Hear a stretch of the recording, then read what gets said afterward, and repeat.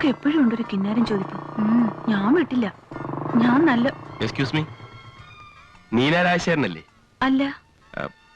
പിന്നെ ഗായത്രി മേനോൻ? അല്ല. പിന്നെ അല്ല, നിങ്ങളുടെ പേര്? ഇനിയും ഓർമ്മയിലുള്ള കുറെ പെണ്ണുങ്ങളുടെ പേര് പറ, അപ്പൊ ഏതെങ്കിലും ഒന്ന് ശരിയാവും. കേട്ടോടി, ഇന്നാള് ബാങ്കിൽ ജോലി ചെയ്യുന്ന ഒരു കഷണ്ടി ഇതുപോലെ എന്റെ പുറകെ നടന്ന് എന്റെ പേര് ചോദിച്ചു. നീ വാടി, ഓരോരുത്തന്മാർ ഇറങ്ങും ഓരോ അടവുകളും കൊണ്ട്. എടാ പവിത്ര, എന്റെ ഈ പരിപാവനമായ നമ്പർ നീ ഇത്ര ചീപ്പാക്കുമെന്ന് ഞാൻ കരുതിയില്ല. ഹലോ, റോസ്മേരി അല്ലേ? ഞാനാ, റോങ് നമ്പർ. തല്ലും ബഹളമൊന്നും ഉണ്ടാക്കിയില്ലെങ്കിലേ ഞാനൊരു കാര്യം പറയാം. നാളെ ഉച്ചയ്ക്ക് 2 മണി കഴിഞ്ഞ് ശ്രീബാല തിയേറ്ററിൽ വന്നാൽ നമുക്ക് നേരിൽ കാണാം, സംസാരിക്കാം. എന്താണെന്ന് മിണ്ടാത്തത്? ആ വരാം, പക്ഷേ ഞാൻ എങ്ങനെയാ നിങ്ങളെ മനസ്സിലാക്കുക? അതിനൊരു വഴിയുണ്ട്. ഞാൻ വെള്ളയിൽ നീല വരയുള്ള സ്ലാക്ക് ഷർട്ടും കറുത്ത പാൻസും ആയിരിക്കും. ശരി, ഞാൻ ഏത് ഡ്രസ്സാ ഇടേണ്ടത്? റോസ്മേരി ഏത് ഡ്രസ് ഇട്ടാലും എനിക്കറിയാം. അപ്പൊ നാളെ ഉച്ചയ്ക്ക് 2 മണിക്ക്. ഓക്കെ?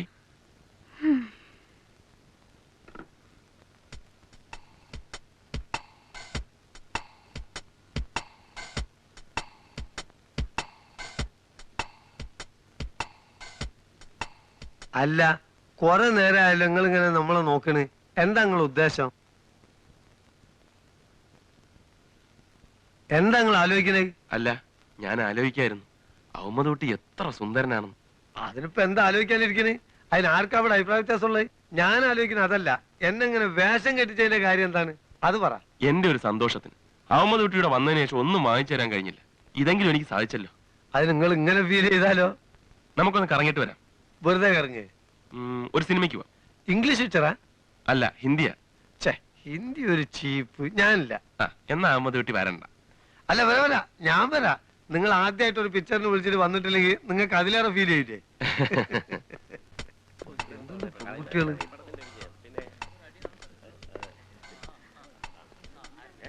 താനിവിടെ നിന്നോ, ഞാനൊന്ന് മൂത്രം ഒഴിച്ചിട്ട് വരാം. ഓ, ആരെന്ത് ചോദിച്ചാലും കമാന്നൊരു അക്ഷരം മിണ്ടരുത്. കമാന്ന് 2 അക്ഷരല്ലേ?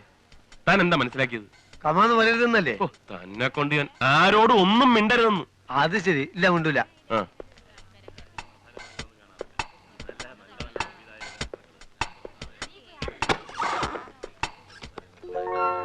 മീനെ, സിനിമയൊക്കെ കഴിഞ്ഞ് നമുക്ക് ഏതെങ്കിലും നല്ല ഹോട്ടലിൽ നിന്ന് കാപ്പിയും കുടിച്ചിട്ട് ബീച്ചിലൊക്കെ ഒന്ന് ചുറ്റിട്ട് പോയ പോരെ? എന്തായാലും 7 മണിക്ക് മുമ്പേ വീട്ടിലെത്തണം. അതൊക്കെ എത്താമെന്നേ, വാ. എന്തൊരു ജോഡിപ്പൊരുത്തോ. ഹലോ,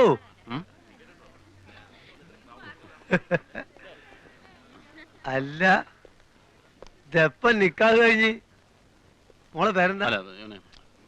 പനിയുടെ വന്നേ. താനെന്താ ഇവിടെ? ഞാൻ പിക്ചറിന് പിക്ചറിന് എന്നെ ഇവളെയും കൂടി ഇവിടെ കണ്ട കാര്യം ആ അച്ചായനോട് ഒന്ന് കെട്ടി എഴുന്നള്ളിച്ചേക്കരുത്. അവൻ ആകെ കുളമാക്കി കളയും. നേരോ? ആ, ഇത് കുളമാവും. ഇങ്ങോട്ട് നോക്ക്.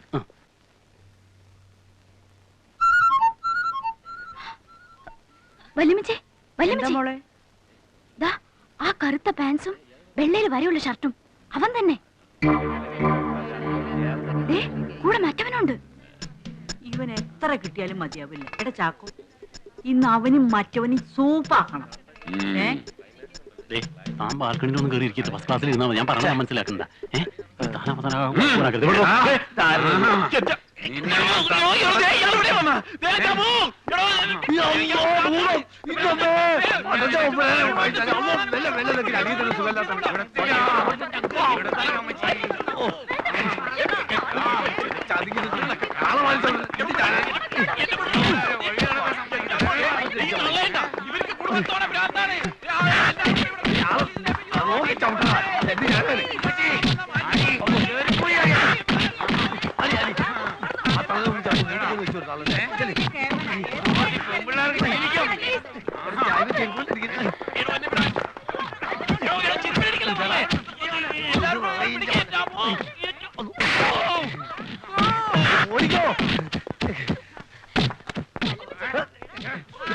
ചെറുപ്പം എന്റെ സ്വഭാവമാണ്.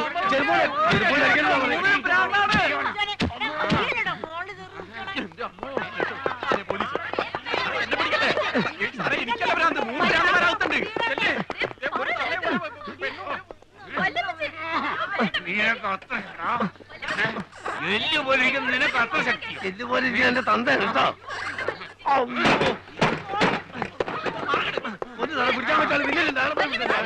പിടിക്കാൻ പതിവില്ലാണ്ട് കുപ്പായൊക്കെ തന്നെ സ്നേഹം കാട്ടുമ്പോഴേ എനിക്ക് സംശയമുണ്ട് എന്തോ കുഴപ്പമുണ്ടെന്ന്. ഇനി ഏക്കുട്ടി ഒരു സെക്കൻഡ് വിളിക്കണ പ്രശ്നമില്ല. ഇതങ്ങളെ ടൗസറും കുന്തൊക്കെ അയച്ചു തരാം. നാട്ടുകാരെല്ലാവരും ചേർന്ന് പോലീസ് സ്റ്റേഷനിലാക്കാൻ പോയതാ. ഇതിലും ഭേദം പോലീസ് സ്റ്റേഷനായിരുന്നു. ഇടി ഇത്രയും കിട്ടില്ലായിരുന്നു. നിങ്ങളെ പുറങ്കാലം കൊണ്ട് അടിച്ച കറുത്ത തള്ളല്ലേ. എനിക്ക് സംശയം അയ്മ വനിതാ പോലീസ് റിട്ടയർഡ് ആണോ എന്ന്. അത് സഹിക്കാം. ആ താടി വെച്ച ഭൂതം പോലെ എടുത്തല്ലേ അവനൊരു പിടി പിടിച്ചിട്ട് എന്റെ കഴുത്തനക്കാൻ മേല. ചെറുപ്പക്കാരല്ലേ, ഒരു തമാശ ഒക്കെ ഉണ്ടാവുമല്ലോ എന്ന് വിചാരിച്ചാണ് ഞാൻ വന്നത്. ഇനി നമ്മൾ പഠിച്ചു പോയി. Goodbye. അമ്മ പോരുത്, ഒരബദ്ധം പറ്റിയതല്ലേ. No touch me. ഇന്ന് ബൊംബായിന്നും ഡൽഹിയിൽ നിന്നൊക്കെ ഡെയിലി വലിയ വലിയ ഹോട്ടലിന് എസ്റ്റിറ്റ് വിളിച്ചോണ്ടിരിക്കുക. എനിക്ക് അവിടുത്തെ എയർ കണ്ടീഷൻ ചെയ്ത കിച്ചണിൽ കിടക്കാനായിരിക്കും യോഗം. ഇവൻ ഒരുത്തരാ ഇതിനൊക്കെ കാരണം. ഇവൻ എവിടെങ്കിലും പോയ അടി ഉറപ്പല്ലേ. എവിടുന്ന് ഒരു പൂച്ചക്കണ്ണി പെണ്ണിനെ പിടിച്ചോണ്ട് വന്നിരിക്കുന്നു. അത് ശരി. അപ്പൊ കിട്ടിയത് കുറെ കണക്കായി പോയി. അല്ല, അപ്പൊ നിങ്ങൾ ശരിക്കും നിൽക്കാൻ കഴിച്ചല്ലേ. എന്നാൽ ആ വരവ് കണ്ടപ്പോഴേ ഉറപ്പാണ് അടി കിട്ടുമെന്ന്. അത് കിട്ടി ചെയ്ത്. അയ്യേ, അത് ഞങ്ങളിങ്ങനെ തമാശ. ഒന്നും മിണ്ടണ്ട. ഏ കുട്ടി അകത്ത് പോണം. നിങ്ങൾ പറഞ്ഞുകൊണ്ട് റെസ്പെക്ട് ചെയ്യുന്നു. ബോഡി അനക്കരുത്, ബോഡി അനക്കരുത്. മർമ്മം നല്ല അടി കെട്ടിയിട്ടുണ്ട് കേട്ടോ. അശ്വതി ഒന്ന് നിന്നേ. എന്താ ലീലേ? അശ്വതിക്ക് തരാൻ ഒരാളൊരു പാക്കറ്റ് തന്നെ ഏൽപ്പിച്ചിരിക്കുന്നു. ആരാ കൊണ്ടുവന്നേ? വെളുത്ത് തടിച്ച് പൊക്കമുള്ള ഒരാളാ. താങ്ക്സ്. എന്താടി ഒരു പാക്കറ്റ്? തുറന്നു നോക്കട്ടെ. നിന്റെ രവിയേട്ടൻ തന്നയച്ചാവല്ലേ? ആയിരിക്കും.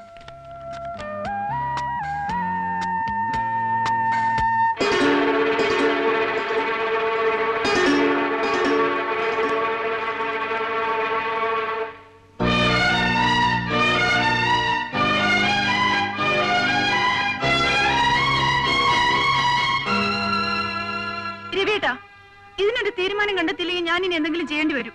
ഒന്ന് അടങ്ങ് എന്റെ പൊന്നു മോളെ. എടി, സുന്ദരികളായ പെമ്പിള്ളരെ കണ്ട നല്ല നട്ടലുള്ള ആമ്പിള്ളരാണെങ്കിൽ ഒന്ന് നോക്കിയെന്നിരിക്കും. പിന്നെ അല്പസ്വല്പം പഞ്ചാരടിച്ചൊന്നും ഇരിക്കും. ദേ, എന്നെ കൊണ്ടൊന്നും പറയിക്കണ്ട. ഇതിൽ അനുഭവം കുറെ കൂടുതലുണ്ടായിരിക്കും അല്ലേ? അയ്യേ, ഞാനാണെങ്കിൽ സുന്ദരികളെ കണ്ട ആ സൈഡിലേക്ക് നോക്കാറേ ഇല്ല. അപ്പൊ നേരെ ആയിരിക്കും നോക്കുന്നത്. ദേ, എനിക്കിപ്പോ രണ്ടിലൊന്നും അറിയണം. അവന്റെ ചെപ്പക്കുറ്റിക്ക് രണ്ട് കൊടുക്കാൻ പറ്റുമോ? ഇല്ലെങ്കിൽ പറ, ഞാൻ എന്റെ കൂട്ടുകാരികളെ കൊണ്ട് ചെരുപ്പൂരി തല്ലിക്കും. നീ ഒന്ന് സമാധാനപ്പെട്. അവനെ ഒതുക്കുന്ന കാര്യം ഞാൻ ഏറ്റു. പോരെ? അയ്യോ, മാറ്റിനിക്ക് സമയമായി. കേറ്. മിസ്റ്റർ മാത്യു നാരായൺ കോശി, എങ്ങനെയുണ്ട് എന്റെ അശ്വതി? അശ്വതിയുടെ വീർപ്പൂട്ടൽ കണ്ടപ്പോ എല്ലാം തുറന്നു പറഞ്ഞാലോ എന്ന് ഞാൻ ആലോചിച്ചതാണ്. പറയായിരുന്നു. പറഞ്ഞു കഴിഞ്ഞാൽ ആകെ പ്രശ്നമാവും. കുരങ്ങ് കളിപ്പിക്കാൻ നോക്കിയെന്നും പറഞ്ഞ അവള് ചൂടാവും. പിന്നെ കോശി എങ്ങാനും പറഞ്ഞ പാര വെക്കാൻ ശ്രമിച്ചു എന്നും പറഞ്ഞ അവൻ ചൂടാവും. വേണ്ട, തൽക്കാലം ഇങ്ങനെ തന്നെ പോട്ടെ. ഏതായാലും കോശി മുട്ടയടിക്കുന്നുള്ള കാര്യം ഉറപ്പാ. ആ,